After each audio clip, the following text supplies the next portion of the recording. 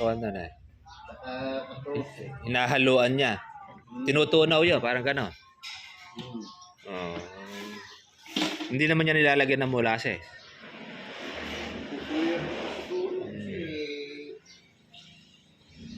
samahan sa iligan. Opo. Kung po yan.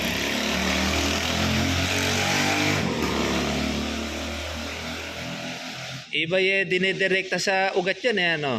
Oo. Yung idinidilig, may nakita akong ganyan Sa timbang tubig. Dinidilig, pwede rin siyang idilig. Ayan. Ang ganda naman ng pansala niya. Sa taas.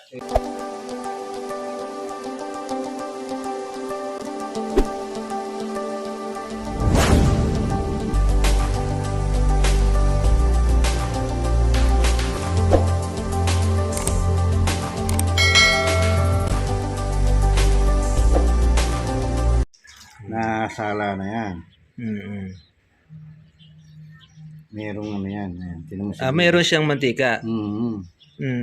Anong klaseng mantika naman? Pwede yung used oil or Hindi. yung mantika lang? Ng isda. Katas ng isda na may mantika ng isda. Oo.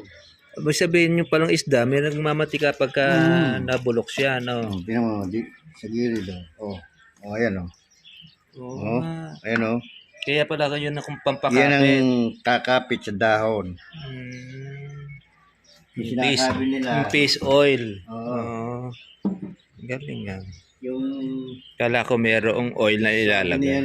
ni Kabukit ay si Kuya Harvest. Ay kailangan daw alam mo na yung Parang sticker ang kuwan niya. APSA 80. Sabi ko, pisamino, hindi na kailangan, may mantika na yun. Tama nga naman. Kasi isda niya. Sa umaga kasi makita mo yung hamo. Sa ibabaw ng dahon ng palay, nalalaglag lang. Di yung isda po natin nilalagay dyan, kahit bilasa, okay lang. Hindi, kailangan fresh. Fresh yung isda niya. Yung bagong huli. Maselan din pala. Kung mo pagpanahon ng isda dito, malalaki yung isda kung yun nilagay niyo po sa kono. Mabuburo na yun. Kung kalahat, kasi nilagay ko dun isang sakong yung malalaking kuwan. Yung common fish. Melda, karpa. Halo-halo na, meron pang kasamang ano yan. May halo pa yung janito. Fish. Basta't sariwa siya. Ayun. Lalagay mo na, kung sasama-samahin mo na yung molasses, yung pulet, kulot. Yun. Hanggang doon sa mapuno na yung drum na yun. Malulusaw na siya. Ano yun? Dagdag na lang kayo ng dagdag doon or magpaparibagong ko na lang kayo? Nista ko yan pag gusto kong buhayin yung enzyme. Bacteria. Good bacteria niya. Lalagyan ko ng molasses. Yun ang pinandadagdag ninyo. Tapos mag-additional uli kayo ng mga sariwang isda. Hindi na. Yun na rin. Kasi yung molasses, pataba rin yan. Yan the best na pataba. Kaya nga lahat ng gamit ng mga magawa ng mga organic. Hindi nawawala molasses. Paano pa pagka naubos po yung 1 drum po na yon, magpapanibago uli kayong lagay doon? Kung may saka pa ako, no? Kasi mahal lang ng mga kapatid ko mga may edad na kami. Gusto ng mag-separate mo magpahinga na. Sa puso na. Kaya gano'n lang ginawa na. Nagbablog din ng ganyan din. So dati Secretary Piñol. Piñol. Mahilig sa ganyang organic. Hindi kasi si Kawan.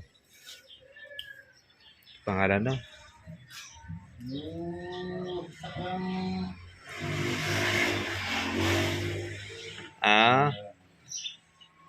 Nakuha na rin siya. Yan din ang hilig niya. Sige. Kaya niya pala dyan medyo malinis, ano?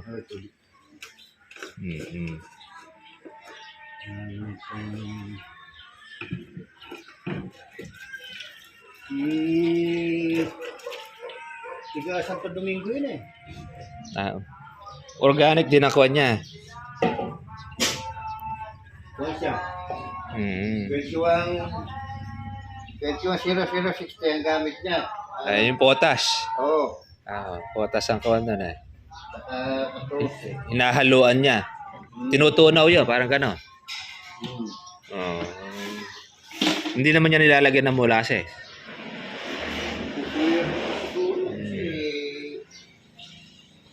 Samahan sa diligan. Opo. Kuwan po yan.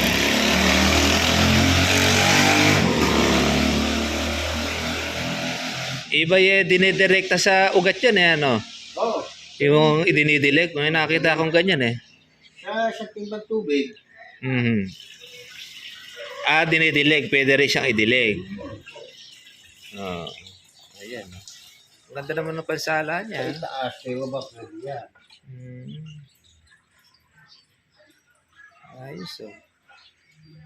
Ito, may isda rin ito. Fish amino acid. Pinaghalo-halo, tsaka yung mga balat ng prutas tsaka laman with pineapple. Tapos yung molasses. Yan, yung molasses ang kuwan dyan eh. Pwede. Kung gagawa ka pang sarili mong gamit, Basta't meron kang molasses na kuwan siya. ferment mo. Ferment mo buwan. na niya. O isang linggo. Yung kangkong. May kangkong din. Dati gumagawa ako noon. Nahalo-halo ko yan. Nung ako sa bukod ng kangkong. Ng kangkong. Malakas pala pataba rin ng kangkong, ano? Bukod-bukod kong piniperment sa gano'n, bukod-bukod. Sabi, tinetesting nyo rin kung ano po yung mas the best na pataba. Siguro sa Doon sa atin, sinesearch ninyo. pinapaliwanag din kasi. Kung ano yung nagagawa noong kangkong. Nasasama-sama ko na lang. Kaya lalong bumabagsik yung kwan niya. Yung palaging green, palaging verde. Ay, kagaling, ano. Kaya naman, malalaki naman ang bunga niya. Nung una, yung pare ko talagang nandito. Hanggang dibdib. Sabi nung Kawayan ka. Teka, nagtanim ka ng kawayan dyan. Ang totoo nun, yun naman talaga original noong araw. Hindi naman siya buwalin. Sabing itong Organic. nito. Tumataas ang ganun. Oo, kasi sama-sama na yung mga formula. Kaya yung kay Sir Marvin ay umabot ng ganun din ng palay niya eh. Parang may kasamang urea. May pinaghalo-halo na eh. Lalo pat nauulanan yung palay. Alam mo naman yung ulan eh, merong ano yan. Opo. Kuha niyan. May tawag dyan eh. Dito yung nitrogen kasi yun eh. Nitrogen yan yung ulan eh. Kaya yung unang ulan ng Mayo nga sabi ko urea eka yun eh. Yun eka kaya lahat ng mga halaman magsasariwa dahon eh. Kasama kasing kulog at saka kidlat. Doon actually, yun lang naman doon nila kinuha yung kuha ng urea. Kaya lang, pag sa tagulang ka gumamit ng urea, ay ikaw na yun, sobra ka na ng nitrogen. Dahil ulan na ng ulan eh. Dati, Ganda nga yung pansala. hindi ako nakawala ng stock na Ganyan, molasses. Pagka gusto kong buhayin yung good bacteria, para mabuhay yung lahat ng formula nito, nalagyan ko ng molasses. Ayun, mabubuhay na siya dahil pagkain niya yan. Ito, nalagyan mo rito ng molasses. Na molasses, para siya mag-additional siya. Dagdag ka na lang dagdag. Lagyan mo 1 kilo. Pwede Marami ka ng... marami nang maititimpla sa kanya.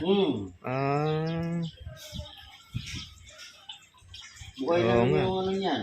Yung enzyme niya. Enzyme niya. Ngayon, nagturuan tayo yung bioenzyme. Mm. Yung sinasabi kong kumbaga sa gubat ay leon. Aha. Yung tagahanap ng kuwan yan eh. Kung lang yun. Tiplak muna ng itlog Mhm. sa ganito. Mhm. Yung itlog na sariwa. At saka yung mga bote ng coke, Mhm. tiplay mo. Mhm. Lalagay doon. 3 itlog. Mhm. 2 kutsarang asin. May asin din siya. 2 kutsarang asin. Aha. 2 kutsarang betsin. Yun, yun na ang sangkap niya. Oo. Mm. Kailangan yung tubig na malinis, huwag yung Chlorine.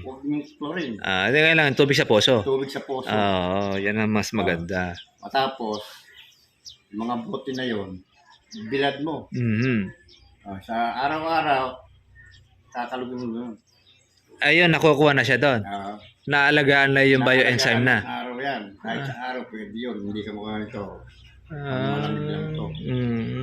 Yun. Mga 1 linggo, makikita mo na.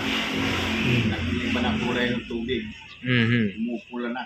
Apulan lang ang magiging itsura niya. Oo, good na yun. Pwede mo nang gamitin. Pang-spray na siya. Spray. Lalo yung basal. Mhm. Yung ibang damo, hindi na ano. Ibig sabihin, yung patay na damo. Oo, meron siya. Si Marvin. Oo, meron niya ano. Sinasabi yung damo naiiwan. Ayun ako niya. No. Yun pala yung bioenzyme. Guys, ano. Kailangan talaga doon sa kawan din eh. Pagsama-samahin mo ngayon. Oo. Kaya mo rin gawin yun. Yun ang effective ng kawan niya. Oo. Lalo sa dami natin ng mga halaman at mga gulay kaysa nga naman sa... Halimbawa, may bubulokin kang gayami. Si ano pala? Sumusubay yung video na Kwan. Itong Noel Agri TV. Kanya, sa kuwan din siya. Technician naman din. Oo. Lahat ng mag-promote ng mga lason, sa kanya pumupunta. Ngayon, yung meron siya tinitindang maliit. Bioenzyme. Bioenzyme. Oo. Lahat siguro na nagpupunta siguro sa kanya. Pupunta din, umiikot din siya. Naglilibot din sa mga farm din. Tiga Palawan siya. Layo pa, no? Oo. Palawan. Ate chef mo yun kasi sa agri. Maganda rin kasi yan para po dagdag kuwan din yan eh. Mga kaalaman din eh. Lalo sa paghahalaman at pagugulay eh. Importante yan eh. Ito. Saktong-sakto sa kuwan niya. Kalamansi. Pamulaklakin yung may talong ka. Napapansin mo nang makuha mo na yung lakas niya, yung bunga. Ang sabihin, babata siya uli. Babata uli siya. Lalabas na naman yung mga bulaklak niya. Ayos pala. No? Kaya pala pag matanda, pwede rin pala yan ang gamitin.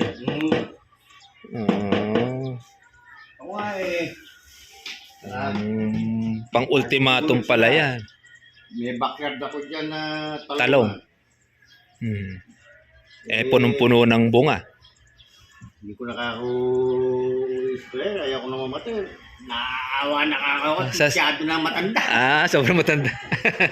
Sabi, matanda na talaga yung talong. May inabot ng may 100 taon nata eh. Yung talong.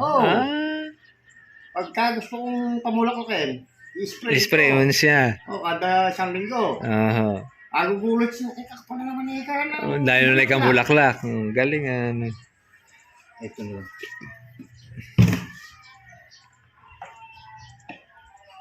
Yan ang talab niya. Yan naman yung potassium. Saging. Ito, probiotic. Yan ang probiotic. Nung unang gawa ka to, iniinom ko to. Kasi parang kung Yakult yan, di po ba? Hindi ba narinig kay Marvin. Soriano, probiotic. Pwede inumin talaga. Testing ko. Kaya nga naiinom nga naman. Oo, kasi yung Yakult ganun lang kinukuha. May probiotic. Siguro konti-konti lang din ng kuha ng Yakult. Kung matututunan pala ng tayo, baka hindi na mabili Yakult Kagawa na lang na probiotic. Ang ganda rin kasi sa tao yung good bacteria Kailangan kasi rin natin yung yan Yung saging, potasyo, kailangan ng tao yan sa katawan. Kaya para hindi bumagsak ang putas ng tao, yung ipon niya. Kasi pagka na bumagsak ang putas ng tao, delikado Hihina ng timaan yung katawan Kaya kailangan pala ng tao yan. Kailangan tayo sa potassium. Pero hindi naman pwedeng Puro saging lang. puro saging kasi kailangan sa isang araw, Mga isa. dalawa lang. Kaya iba mga nagkukulang ng potassium. Kapitin ng sakit. Totoo nga pala yan. Saging lang pala ang kuha ng potassium. Palakas ng immune system yan. O ngayon, magawa na ako ng organic na mga pang susuba sa mga ubo, sipon, lagnat. Yan din ang kinukuha niya. Kasi pangkuha niya sa immune system. Bukod dito sa pang agriculture, mga pasariling gamit ko, saging. Sa kusina lang. Mga prutas. Bibili muna ako ng honey. Yun. Bawang. The best talaga yun. Bawang. Lemon. Saka lang honey. Yung malo, bago ko kumain. Yung subukan nun. Tsaka yung bawang kasi subok na talaga tsaka honey. Ngayon, kung mataas ang cholesterol mo, bawang lang. May clove ako kasing may clove akong ginagamit. Dati ako 20 years akong nagme-maintenance ng gamot sa high blood. Nung natutunan ko yon, gumawa na lang ako. Tinanggal ko na yung maintenance ko. Kasi pwede palang kasi pagka tumiling yung mga gamot, synthetic na gamot na. Totoo yun. Sisirain yung bato nyo. Kidney. Totoo. Yun po yung sisirain. Maraming sinira. Kaya nga. Yun na kasi side effect ng mga gamot na instant ang tao kasi ngayon gusto nila instant. Ayaw nila magtiyaga na kagaya ng ganyan. Tamad na nga tao Kaya tuloy yung sakit ngayon, instant din. Instant din nakukuha. Pupulosuhin ka pa. Nasabi mo na yung katotohanan. Ayaw pa nilang maniwala. Opo, totoo yun. Nagdudumilat na. Kailangan ng tao. Nandyan na. Ginawa ng Panginoon Diyos. Gagamitin mo na lang totoo. Parangis na yun, sinisipa-sipa lang. Hindi nila alam gamot. Pati nga ng laso ng ko dyan, napabateta mo pero gamot yan. Parakis. Nasa palibot na nga lang natin talaga. Pagdating naman sa mga doktor, tanongin mo sa herbal, di sila niniwala daw. Siyempre, kalaban na yung mga synthetic na gamot Panahon kaya nga, wala. Napulatan na lang natin may doktor, pero sa totoo, sa Biblia, ala, puro mga halamang gamot. Yun ang ginagamit. Walang parasyotikal, pharmacy. Ipa yung, kasi nasa Biblia. Ayun. Talaga yun, pantanggal talaga ng kanyan. Pang fermented. Para yung isda di masira. Magiging practical lang ang tao.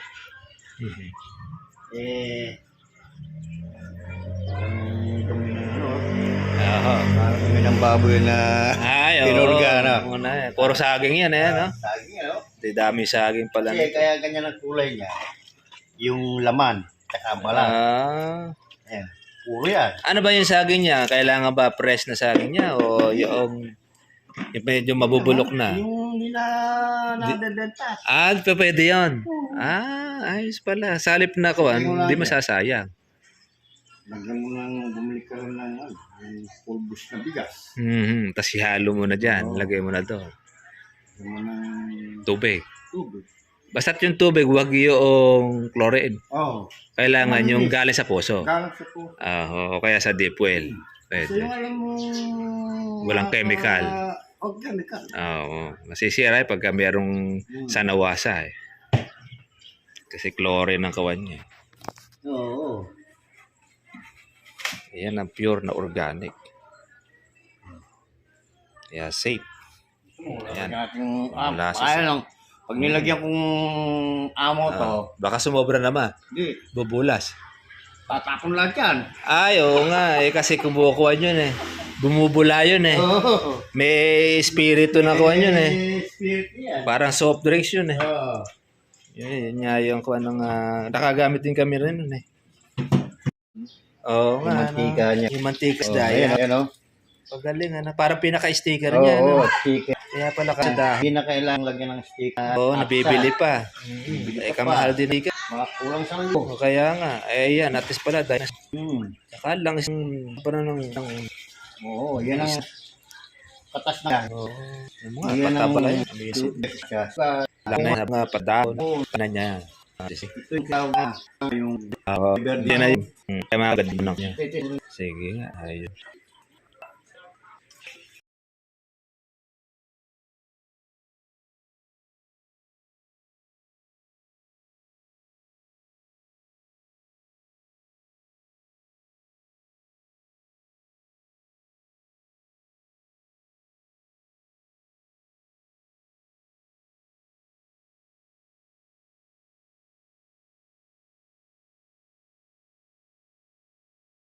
Nilagyan mo, binuhay mo yan ng Ng molasses. molasses.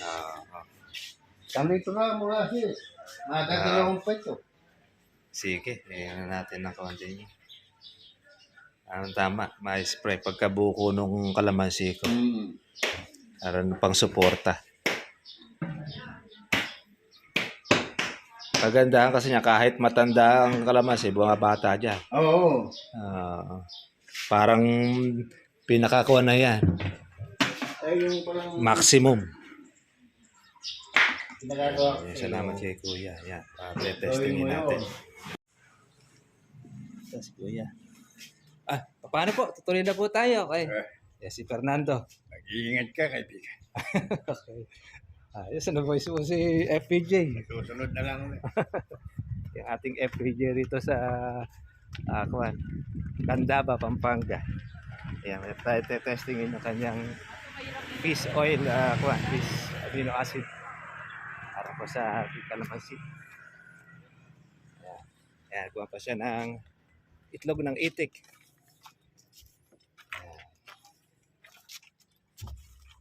Pwede siguro kahit tiga mo yan pagka higpitan mo na lang. Ay, baka makakuha sa itlog eh. Lagyan na lang natin dito. Nalak pala.